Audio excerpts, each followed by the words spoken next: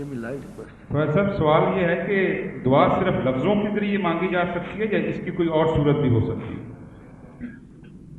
مانگنا تو زبان سے ہے، ویسے اگر آپ بہت فیورٹ ہو اللہ کے تو دل سے مانگ لو، مگر ایسا ہوتا نہیں ہے کیونکہ حضور صلی اللہ علیہ وسلم کی بہت خوبصورت دعائیں، بہت ہی خوبصورت دعاؤں، یہ سب دیکھیے حضور صلی اللہ علیہ وسلم کی دعائیں ہیں، یہ ایک سے ایک دعا جامع کلمات ہے، اور اگر دل میں دعا مانگنا کافی ہوتا تو پھر حضور سب کو دل میں دعا مانگنے کی تلقین کرتے، مگر حسن الفاظ بڑا ضروری ہے۔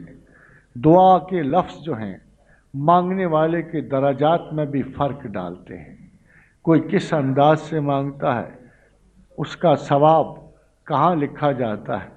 تو ایک دفعہ ایک اعرابی آ گیا اور وہ حضور کے اصحاب جمع تھے، تو اس نے دور سے کلمہ پڑھا اور کہا الحمدللہ حمدن کثیرن طیبن مبارکن فی۔ تو جب یہ کلمہ پڑھا تو حضور نے تعجب سے دیکھا تو کہا فرشتے ٹوٹے پڑ رہے ہیں اور حیران و سراسیمہ ہیں کہ اس خوبصورت کلمے کا ثواب کیا لکھے۔ تو لفظ ہے، اللہ کلام کو پسند کرنے والا۔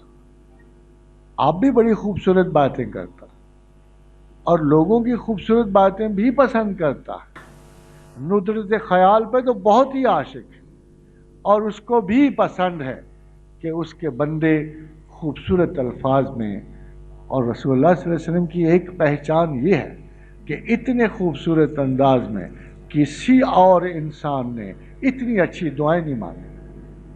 میں اس میں سے چند ایک دعائیں آپ کی نظر کروں۔ اللہ صبر عطا فرما، وجعلنی شکورا، اللہ مجھے شکر کرنے والا بنا، وجعلنی فی عینی صغیرا، اے اللہ مجھے میری نگاہ میں چھوٹا رکھ، وفی اعین الناس کبیرا، اور مجھے لوگوں کی نگاہوں میں معتبر کر دے، بڑا کر دے۔ ایک دعا ایسی ہے کہ میں نہیں سمجھتا کہ اس دعا کے حسن کو کہاں کہاں ہم لے جائیں کہ اللہم انی اعوذ بک۔ بڑی حیرت کی بات، آپ کہنے کو یہ لفظ ہیں، مگر ایسی دعا وہ کر سکتا ہے۔ دیکھو نا، ایک آدمی کی گفتگو سے اس کا انٹلیکچول کیلیبر بھی تو پتہ لگتا ہے۔ ذرا اپنے رسول کا انٹلیکچول کیلیبر تو دیکھو، اللہم انی اعوذ بک من دعاء لا یسمع، اے اللہ پناہ چاہتا ہوں اس دعا سے جو تو قبول نہ فرمائے۔ اے اللہ پناہ چاہتا ہوں اس دعا سے جو تو قبول نہ فرمائے، وَنَفْسِ لَا تَشْبَعُ، اور اس نفس سے پناہ چاہتا ہوں جو کبھی سیر نہیں ہوتا، وَقَلْبِ لَا يَخْشَعُ، اور اس دل سے پناہ چاہتا ہوں جس میں تیری محبت اور خشیت نہ ہو، وَعِلْمَ لَا يَنْفَعُ، اور اے پروردگار اس علم سے پناہ چاہتا ہوں جس میں کسی کا فائدہ نہ ہو، اس علم سے پناہ چاہتا ہوں جس میں کسی کا فائدہ نہ ہو۔ اس سے زیادہ آپ نے کیا چیز مانگنی ہے؟ اور مولانا فرمائے یہ چھوٹی سی تو دعا ہے، اس سے زیادہ جامع دعا کیا ہو سکتی ہے کہ اللہم احسن عاقبتنا فی الامور کلہا۔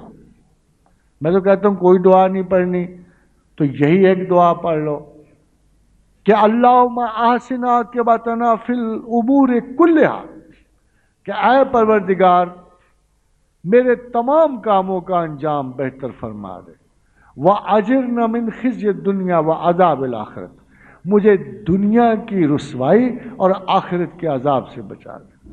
مکمل دعا ہے، اور جیسے میں نے سے کہا کہ حضور نے فرمایا دعا مانگ اللہم انا اسألک العفو والعافیۃ، کہ زمین پر کسی انسان نے اللہ سے بخشش اور عافیت سے بہتر دعا نہیں مانگی۔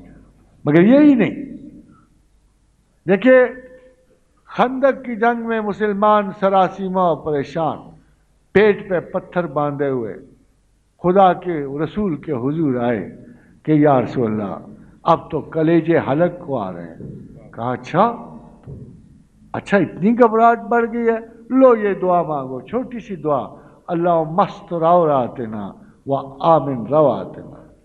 दुआ का ताल्लुक न लड़ाई से है, न जंग से है, न भूख से है, न अफलास से है, अजीब व गरीब है। अल्लाह मस्तरावरातना व आमिन रवातना, ऐ अल्लाह पर्दादारी फरमा, ऐ अल्लाह पर्दादारी फरमा और हमें अमन अता फरमा। उसी रात सीलाब आया, झक्कड़ आए, आंधियां आईं, अहले कुफर के खैमे उलट गए, मुसलमानों के सर से आफत टल गई। अभी एक सवाल किसी ने पूछा था कि किसकी दुआ बहुत जल्द और सबसे बढ़कर कबूल होती है। तो खादिम हजरात, उम्मत के लिए उसके पैगंबर की दुआ हमेशा हर चीज़ से पहले और बढ़कर कबूल होती है, और पैगंबर से ज़्यादा कोई शख्स साहिब कबूलियत दुआ नहीं होता। और इस किस्म के गुमान भी नहीं रखने चाहिए, बल्कि हुजूर की बाबत यह है कि जब सारे पैगंबरों का सिलसिला दुआ भी मुनक़ता हो जाएगा, उस वक्त भी सरकार रसात माब को एक खसूसी मकाम बख्शा गया है, मकाम अजाबत दुआ बख्शा गया है, मकाम वसीला बख्शा गया है और मकाम महमूद बख्शा गया है। और खातिन हजरात, मकाम महमूद से मुराद ये है कि जब किसी की दुआ नहीं सुनी जाएगी तो आपके रसूल की सुनी जाएगी।